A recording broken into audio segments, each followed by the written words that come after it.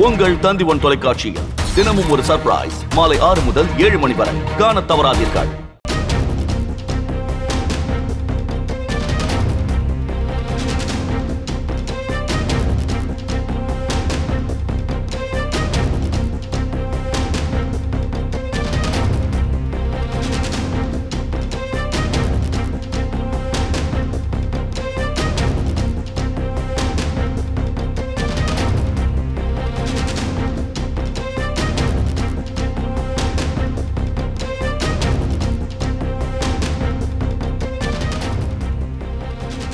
சென்னை மாநகராட்சி வாகனங்களில் ஜிபிஎஸ் கருவி பொருத்தி கண்காணிக்க அனைத்து மண்டல அலுவலர்களுக்கும் ஆணையர் குமரகுருபரன் உத்தரவு பிறப்பித்திருக்கிறார். வாகனங்களை ஓட்டுநர்கள் முறையாக இயக்குவதில்லை என புகார்கள் எழுந்த நிலையில் இந்த நடவடிக்கை எடுக்கப்பட்டிருக்கிறது.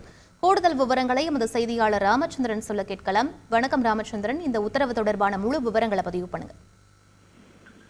வணக்கம். சென்னை மாநகரில் குப்பை சேகரிக்கும் பணியை 10 மண்டலங்களில் தனியார் நிறுவனங்களும் 5 மண்டலங்களில் மாநகராட்சி மேற்கொள்கிறது.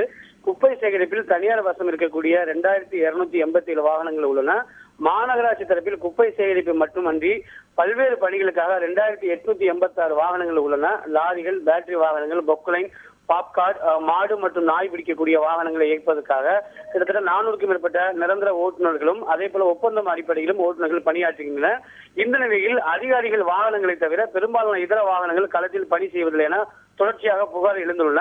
மாநகராட்சி சில ஓட்டுநர்கள் பணியில் இருப்பதாக பதிவேட்டில் கையெழுத்து போட்டுவிட்டு சொந்த வேலைக்காக சென்று விடுவதாகவும் அவர்கள் இயக்க வேண்டிய பொக்லைன் மற்றும் லாரிகள் முடங்கி கிடப்பதால் தூர்வாரும் பணிகள், கழிவு மற்றும் ஆகாய தாமரை மற்றும் மர கழிவுகள் அகற்றுவது, மாடு மற்றும் நாய் பிடிப்பது போன்ற பணிகளில் அதிக அளவில் தொய்வு ஏற்பட்டுள்ளது.